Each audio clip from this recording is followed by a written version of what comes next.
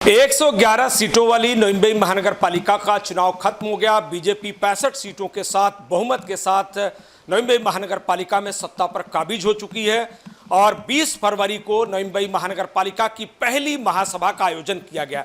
उससे पहले आज के दिन कोऑप नगर सेवकों के नामों की घोषणा कर दी गई, यानी स्वीकृत जो नगर सेवक हैं बीजेपी और शिवसेना के तरफ से उनके नामों का खुलासा हो गया है। बीजेपी ने कुल 6 नगर सेवकों का नाम सामने लाया है। उसमें तुर्भे से अमित मेड़कर, दीघा प्रभाग से अपर्णा नवीन गौते, घनसौली से लक्ष्मीकांत पाटिल और सिख कम्युनिटी से कुलदीप सूरी, वासी सेक्टर 17 इलाके से भरत नकाते और अरौली से ही बंडू केनी, यानी 6 नामों पर स्वीकृत नगर सेवक की मुहर लगी है। ये बीजेपी के तरफ से स्वीकृत नगर सेवकों का नाम है, जिसे लोक नेता और वन मंत्री गणेश नाइक ने स्वीकृत किया है और उसके बाद 20 फरवरी को महासभा में वो शपथ ग्रहण करेंगे। इसी तरह से शिवसेना ने भी अपने 4 स्वीकृत नगर सेवकों का नाम लगभग फाइनल कर दिया है। उसमें विजय चौगुले जो शिवसेना के उपनेता हैं, उनके सगे छोटे भाई देवीदास चौगुले के बेटे साहिल चौगुले को स्वीकृत नगर सेवक किया गया है। उसी तरह से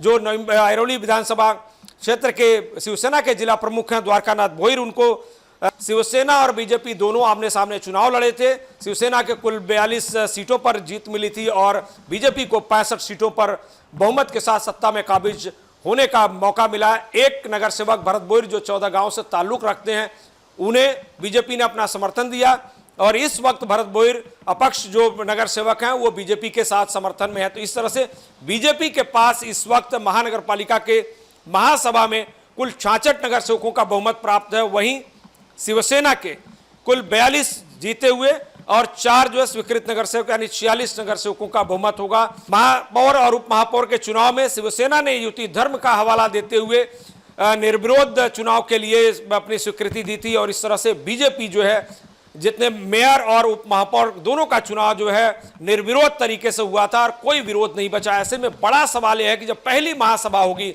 उस वक्त सत्तारूढ़ बीजेपी के खिलाफ कौन सी पार्टी विरोध में खड़ी रहेगी। इस बार का जो महानगर पालिका का पूरा कामकाज होगा, हाईटेक होगा, अपग्रेड होगा, वो देखना होगा पहली महासभा में कौन कौन से बड़े मुद्दे आते हैं और विपक्ष और सत्ता पक्ष किस तरह से उन मुद्दों को लेकर आगे बढ़ पाता है। लेटेस्ट अपडेट्स और ताजा तरीन खबरों के लिए TV1 इंडिया लाइव को सब्सक्राइब कीजिए और नोटिफिकेशन पाने के लिए बेल आइकॉन को दबाना मत भूलिए।